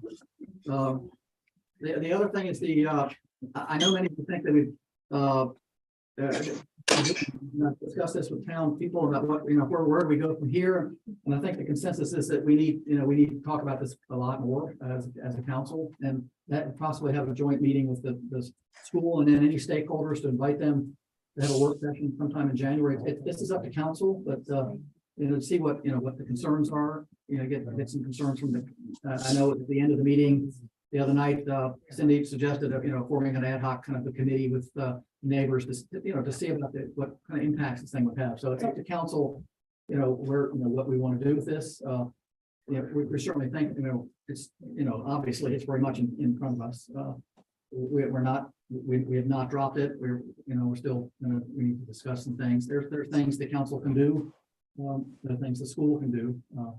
Just a question, you know, we need to get together. So my thing is to get, it's up to you how you want to continue this. I want the public to have a chance to speak up in an open forum and let the majority we send our decision. And I think, and for us to come up with what we can do, you know, during that meeting, I was really upset to hear that if it's not right, we'll fix it. But once you've had an incident, you can't go back and fix that incident. So I would personally not want to see something bad happen and then we go patching it. That's not me. Is the project on hold right now? No. It's not. Well, it's on hold because nothing's happening in the winter. Yeah, there's nothing's gonna happen out there until March or April. Yeah. The foundation's been put in. We have not, this project has not been stopped or anything like that. And if they had the money to build it, they could. Yeah. Because we have approved the building of a pavilion. The use But is the correct. use is the question, and The no impact, one's ever questioned about what Boss has done for the town and for that building. But this use is in question, and we need to find out exactly what it is and how the people feel about it. My question is, how do you want to do How that? do we We do that? have work sessions. Well, in a work session, we don't vote on anything. That's, Right. yeah. Right. But Well, I thought if the school was gonna have their ad hoc committee, Right. that they would be collecting that information there. I think it's council's duty. And I was gonna suggest perhaps we should have a council appointee to that committee. I think it's council's duty. To our ears for ourselves and someplace where everybody feels free to speak. Well, should it be in concert with that committee? No, I feel like getting the same information over and over and over isn't particularly helpful. We need to say, okay, here are the things we can fix, and then what's come up broken? with a plan. What's broken? What's broken is they do not have written permission, written consent at this point. Okay, Then that's broken. broken. Do we fix And it? that does not come from the minutes. That is right in their lease. They must have written. Someone consent. has a comment, Mr. Mayor. I'm just not taking public comment, I'm sorry, yeah. But not at this time. I'm confused, Joy. It's in the lease. So approval in March did not constitute approval. It must be written consent from council. Because we didn't write it. It's The attorney said no. That is- That's not my recollection from the attorney, but I think I differ with you on that one. That doesn't, well, it Say doesn't that. solve anything either. That'd be a month, yeah. Because we. We're not, yeah, that's the issue is the impact it's having on the town, Exactly. right, the impact. So we need to have an impact, what we call it, and somebody needs to do an impact study. I've only asked for a referendum 50 times. Well, that, we don't normally do things by. I know, but we don't normally have a pavilion going up with the whole town going bluey. Well, my concern, Define referendum. well, my concern with the referendum is you got a lot of people, don't live next to it, and they're not impacted by it, so they're gonna vote. But, yes, You know, yes. So- And somebody said something about it, that it's just the neighbors, it's just this, no, this whole town is being impacted by this and will be for years to come. If we don't do the right thing right But now. my question is, how would you write the referendum? Because I think a lot of people wouldn't mind certain things at a one scale. And so we have people, so how would you write it so that we allow that? We have to work on It'd have to that. be a pretty complicated. We have to document. we have to come to the conclusion to say that the use of this pavilion on our property is for this purpose or that purpose. We need to know what it's going to be used for, how and when. And we need to set those So are guidelines. you saying a special election? No. Perhaps. We can follow You it. know, tack it on to something else. I don't know how you get to that point, but I know we need to get there by consensus of what we want and what we need, what we can do and what we cannot do. Well, I mean, I think I'd rather we need to have some meetings before we get to go to that. point. Yeah, let's do that. Work sessions. Yeah, I'm afraid that a referendum. Nobody understands me. Your goal. What is your goal? My goal is to have the voice of the public on record. Well, I agree. So I'm still asking. No, no, I don't think So, we have. I'm again repeating what's the council's desire on how we get there? Can we work? And we have a work session by ourselves, we have work session, invite the school involved. We with it. never have a work session where it's- Well, work sessions, yeah, but they're public. No, it's No, just but- work. Yeah, but we're not, yeah. A joint thing with another. Another group, yes, right, to discuss. I think we should have it.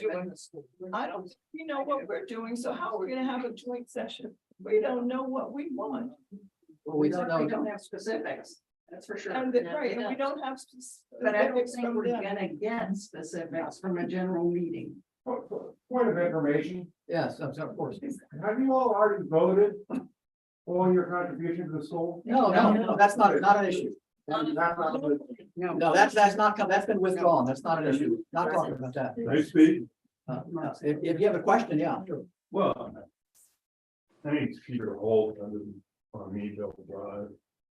And I mean, I'm trying to understand the process, because I was at one time thinking of building something on my property. And you had to get a permit from the county, a preliminary.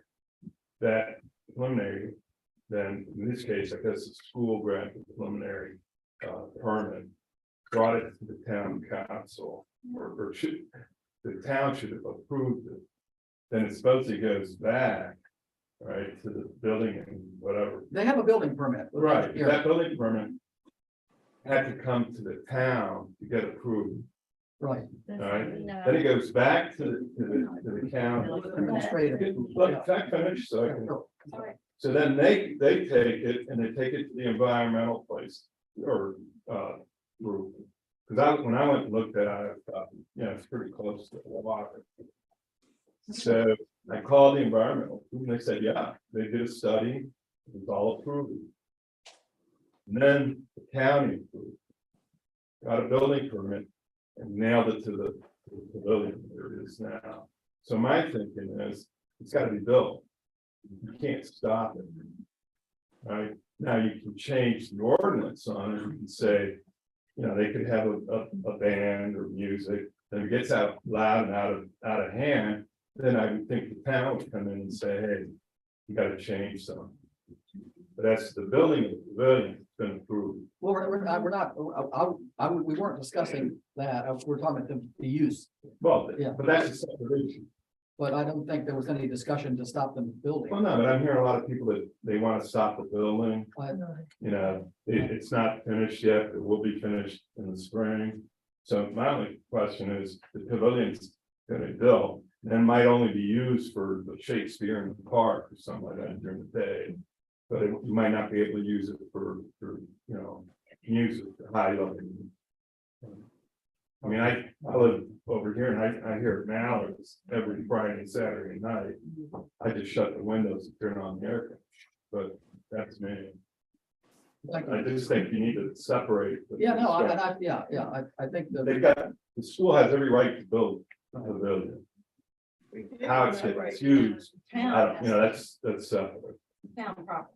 Town doesn't, is not building it, and we gave permission to our tenant to build it, and I stand by that, that's I fine. think, yeah, but I think we're sort of 5-1. Let's not.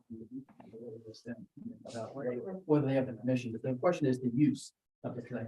And that's what I think you're Yeah, trying I to think so too. figure out. My question is, how do we go forward on the use of this? What count, I need to get councils. I agree with Cindy that meeting jointly with I think it's- the board of the Friends of the School and the ad hoc committee that was floated at the end of the meeting Wednesday night. Well, just like we have these proposals for the town plan, we should have a plan from FOSS to say exactly how, what, when, where, and why. And until we have that in front of us, we're just throwing things around and making decisions based on what we think. But if I have, so I'd say.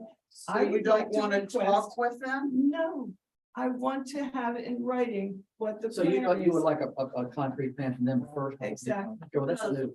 Proposal. Yes, Okay. Well, we can I think certainly that's request that. reasonable. They don't, they, We asked for a proposal. okay, is that an agreement with people? I mean, they don't That's have, our they don't, they Due necessarily, diligence. they don't necessarily have to comply, that's up to them, yeah. I think that. I could think be the an conversation outgrowth comes first. of That. They should know what they're doing. They should know what they're doing. And why. Well, I thought that's why they were talking to the ad hoc committee was to refine their plans to try to make certain that they weren't offensive to people. Isn't that the purpose? Isn't it a little late in the horse out barn? Well, we have to go forward, right? But in We can talk about the past, but it's in the past. In March, when they originally brought this to the council, it was, Right. I mean, something based on family, children, Right. nothing harsh of big bands and rock Theater. concerts or whatever. Yes. None of that was said. They So did say, that- they clearly said bands and concerts, so you're, what you're, If I read. no, I listened to the tape and it said bands, it would be for bands and concerts, it's the definition of what that is, yeah, you're right. We're talking He about the, said acoustic. we're all talking about the same thing, we need, it's a question of how to go about what we want to do next. Can I ask, And can I propose again, because nobody can understand me. Yeah. That we get a plan, a concrete plan from the school to see exactly what they want to do, why they're doing, and how it gets done. And then we can say, this may work for the town and it may not. Well, that's what we did a week ago. How so? Did you pay attention? No, probably not. Obviously. I mean, I think you're talking about hours of operation. You're number not of gonna people. get a plan that on March the 12th of next year, who and who is gonna perform.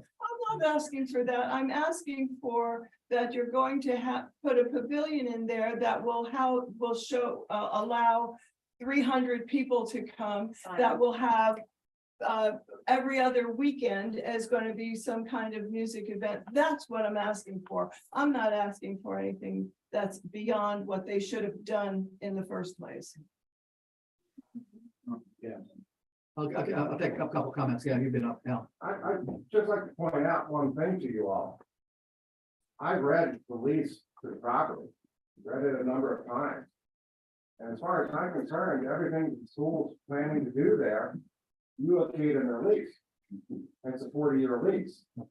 So what I would say to you is that instead of going to the school and saying, this is what you must or what you can and cannot do, what you do is go to the school and say, look, concerns have been raised, what can we do to work this out? Because quite honestly, you've already given them permission, you've already told them they can build it, and you've already said in the lease that they can do it. So I would say this is time to go hand in hand to the school and say, look, let's work together and see what we can do to solve the problem. Let's see what we can do to say first year schedule. Let's do this and see how it goes.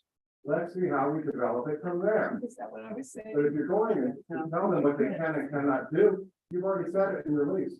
Okay. I didn't really want to. We need to identify people when Yeah, it's being. yeah. My name's Dick Freeman, live on 2 Liberty Street. I love music. My son plays banjo. My mother was a school teacher. She was also choir director. So, I mean, I love music. I think what the town needs to do is find a way to involve these people, to involve the people who come and have major concerns. What are the hours of operation going to be? Are we going to allow liquor to be served? What are the decibels allowed? What is, how are you gonna manage the parking? How are you gonna manage, without 3, you have five policemen, now you're down to 3. So these are questions that you should answer yourself. And there may be other questions, these are simple questions that I raised. There may be others that the people who represent different districts of town. I live a rock's throw from the creek. And I would go across the creek and I can get in the pavilion with another rock.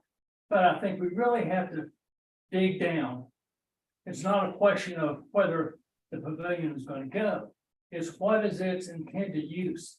Well, that's what we've been saying all along. I agree. with Well, you, then, yeah. then I think The question is, how do we get there? We're having Well- a disagreement on that, yeah. well, why not I'm offering a solution. Town pull together a committee with a representative number of community members and discuss the operations of the pavilion. All right, we're not gonna take any more public comment. There'll be plenty of time to get that, yeah. We need to decide how we want to move forward here.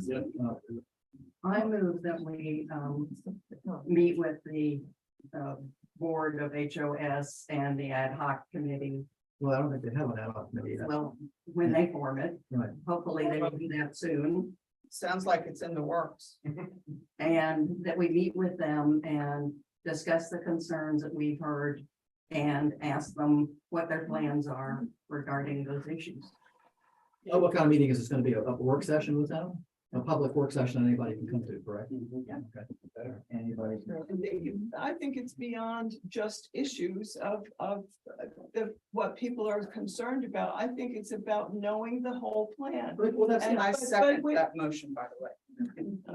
yeah, no, I mean, but that can come up at that. Anything's open for discussion at that meeting. We're not saying that's not, correct? I want a plan from the school, so I know, hey, bet.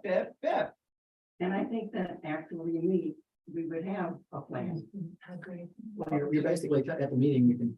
Yeah. devising the plan, hopefully.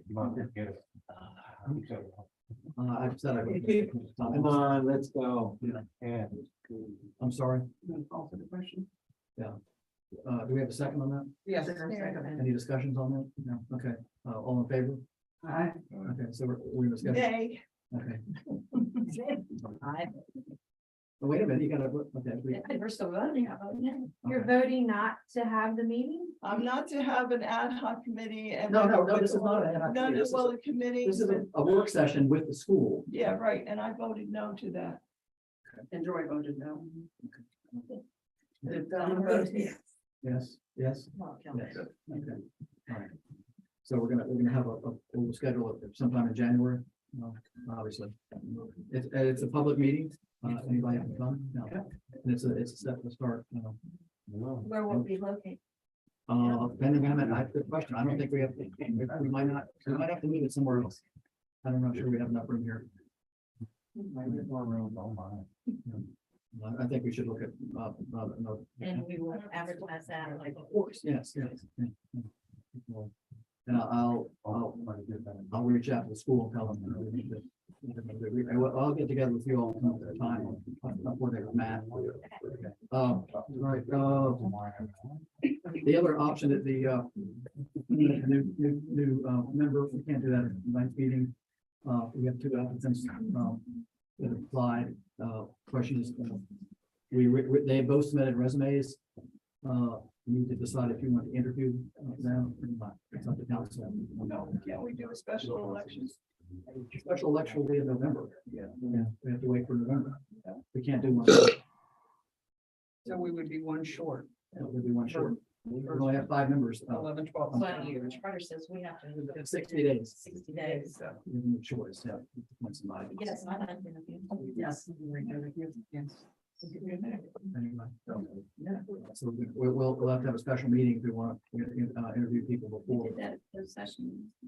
If we want to appoint somebody at the January meeting, we're not going to we're going to want to interview and appoint somebody the same night, that time, we're going to do that. We can have the interviews beforehand.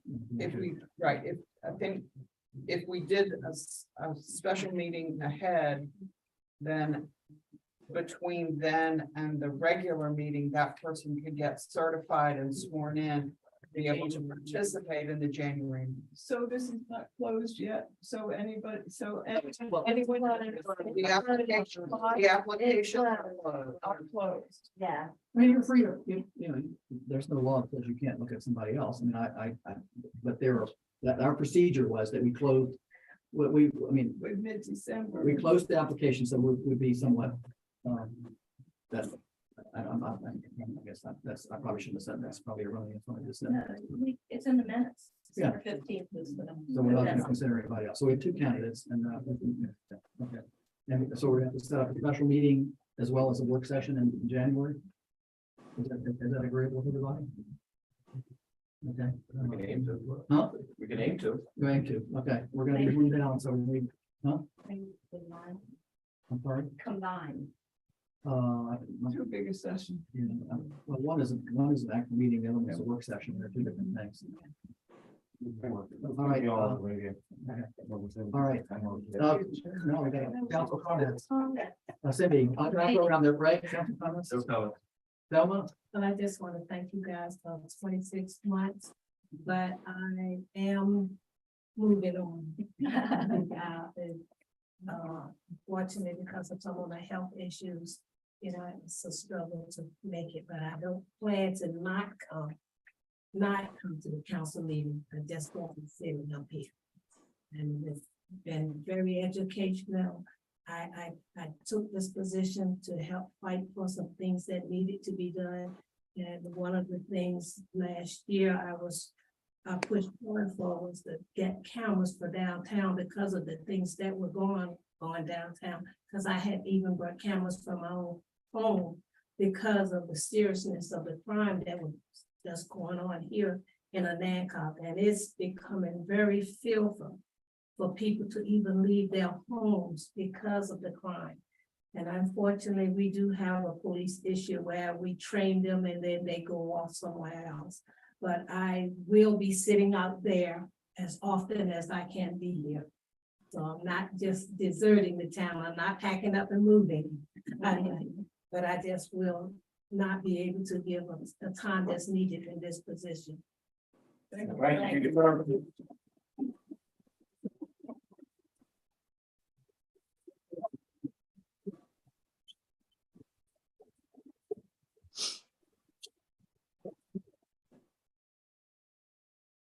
There. I also want to commend Nina Adler for the idea of the dog park party. It was delightful. And the sailboats are a real addition. And I do want to thank you, Thelma, for all of your and wisdom, because I have learned a lot from you. Next. I think I've said enough. Then I'm going to say, my turn. This pavilion has been very difficult for all of you and also for me. I feel that I did not, and I want you to hear this. I feel I did not do my due diligence concerning this issue. The night we met in March, it was. And there wasn't a public comment. We were told at that meeting that the funds were available. We approved it. I have went through the minutes, the agendas and the videos just to give the pavilion facts. You know, because sometimes what you hear isn't really what happens. Historic and Hancock School, or any requests that they have asked us, and I'm sure that played into our decision that night. We have worked with them on a water bill that was extraordinarily high. We've tore down the wood shop, we've done the survey, we contributed to their elevator. We have always supported the Historic and Hancock School, but we did not see building plans or a blueprint or a budget. And I take responsibility for that I did not do that, and we did not have an interpretation from our town attorney at that time. So that's basically all I wanted to say. Thank you. Thank you for saying that. I too would like to comment about the pavilion. I think that there have been a lot of discussion about the effects, both pro and con. And I hope that we can now begin to move forward and start looking for solutions to what we perceive to be the problems or the concerns that some of the neighbors might have. And that we begin looking at it from a point of view of how can we make this a good thing for the community? Because we've had enough negative so far. I think there've been comments about this being very divisive, and it has been that for sure. But I think at some point we have to leave the past and say, okay, how are we going to move forward now? And how can we work with each other to make it good for all of us? And so that's what I'd like us all to think about beginning to do. And I too want to thank Thelma. You have been a great assistance to me, and I'll certainly miss seeing you over there. Thank you. And I'd like to finally, Thelma, I'd like to thank you for, for your insights, for the last 24 months. It's really been, a huge, addition to our town, and we're going to miss you. I wish you weren't stepping down. And I hope you sit out there and continue to give us your insights. Thank you. All right, do I have a motion to adjourn? So moved. Second, Second. all in favor? Aye. I will, email you guys. Merry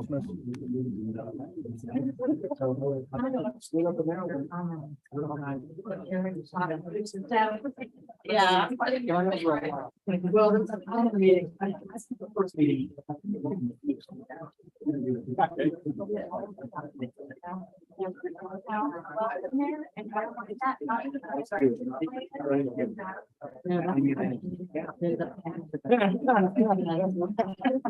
Are you all with us together? No? Yes. Yes? So if I can touch with you. That way the whole. Okay, great. Wonderful. What's interesting is it's talking input.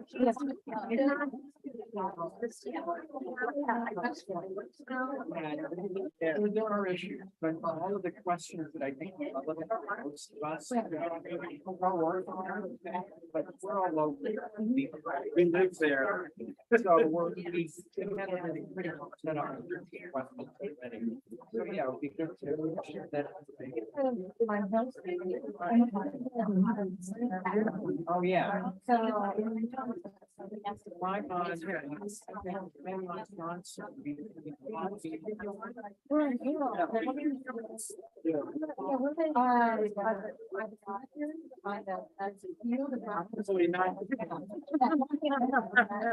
Between them and I. We're on Johnson. So right down. Yeah. The yellow house. Well, the new community. We moved in over a year ago. Yeah, yeah. Yeah. Yeah. And we get the traffic in the way.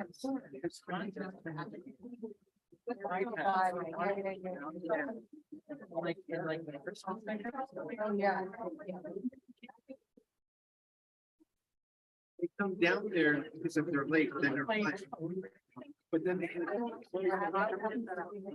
And then they're gonna, that's what the parade was, so they would come back down and they have no idea where they were and they were going. Some progress. Rosemary.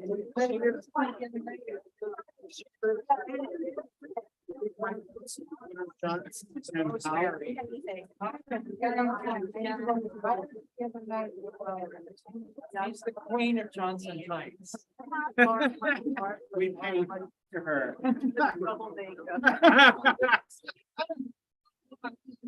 Yes.